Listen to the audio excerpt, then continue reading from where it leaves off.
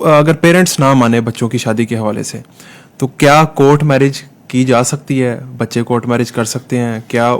وہ نکاح جائز ہے جس کے اندر محرم موجود نہ ہو لڑکی کے ساتھ؟ اصل میں نا یہ جو کورٹ میرج جس کو ہم کہتے ہیں نا، ہم ہمارا یہ تصور ہوتا ہے عام طور پہ جیسے یہ جج کے سامنے جا کے یہ شادی ہوئی ہے، ایسا کچھ نہیں ہوتا.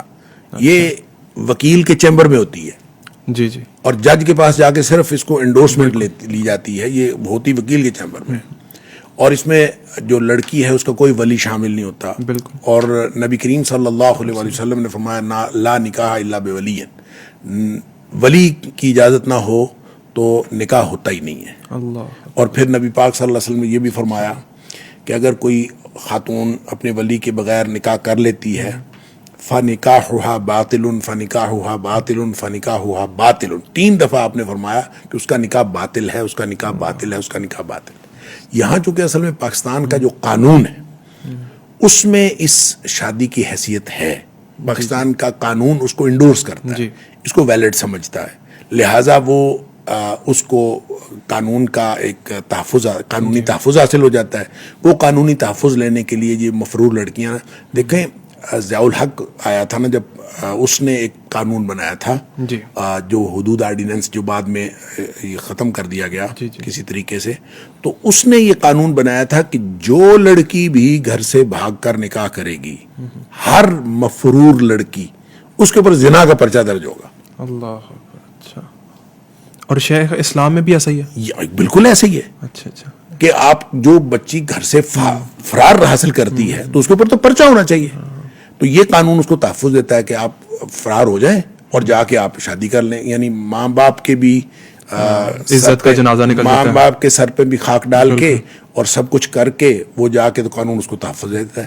اور یہ قانون تو بالکل اسی طرح تحفظ دیتا ہے. دیکھیں اصل میں کچھ مکاتب فکر کے اختلافات بھی ہیں اور ان اختلافات کا بھی سہارا لیا گیا ہے، لیکن صحیح بات یہ اس میں بڑی شاندار کتاب لکھی ہے حافظ صلاح الدین یوسف رحمہ اللہ نے، مفرور لڑکیوں کا نکاح اور ہماری عدالتیں، ایک چھوٹا سا کتاب بڑا شاندار.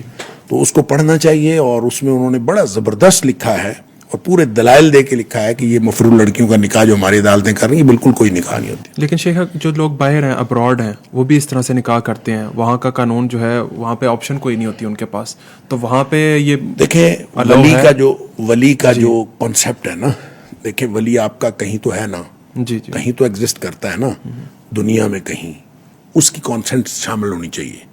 اور اگر آپ وہاں سے کوئی ایسی لڑکی سے شادی کر رہے ہیں جس کے والدین جو ہیں وہ مسلمان نہیں ہیں، تو آپ اس سے شادی کر رہے ہیں، تو پھر جس کا کوئی ولی نہ ہو تو اس کا ولی سلطان ہوتا ہے. سلطان ولی من لا ولی لہ. پھر سلطان سے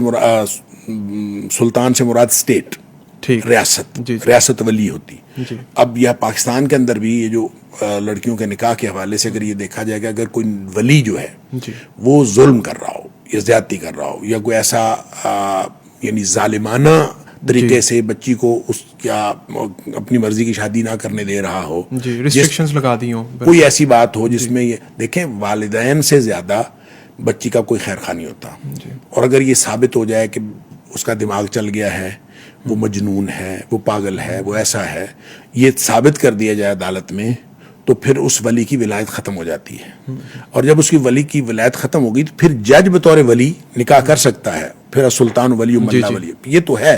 لیکن اگر ایسی کوئی بات ہے ہی نہیں، گھر سے فرار ہوئے اور ولی کی عزت کا جنازہ نکالا اور نکاح کر لیا، یہ درست نہیں. جو ابراڈ میں اگر کسی نے اس طرح کا نکاح کرنا، چونکہ وہاں پہ ریاست بھی اسلامی نہیں ہوتی، اس لیے جو قریبی مسجد کا امام ہے نا اس کو ولی کنسیڈر کر لیا جاتا ہے. ٹھیک. جو قریبی مسجد کا امام ہے، کیونکہ سب سے زیادہ آپ کے پاس اوتھینٹک جو پرسنالٹی ہے وہی ہوتی ہے، تو اس کو ولی کنسیڈر کر لیا جاتا ہے. اس طرح سے نکاح ہو جاتا ہے کیونکہ ان کا اور کوئی ولی ہوتا نہیں ہے.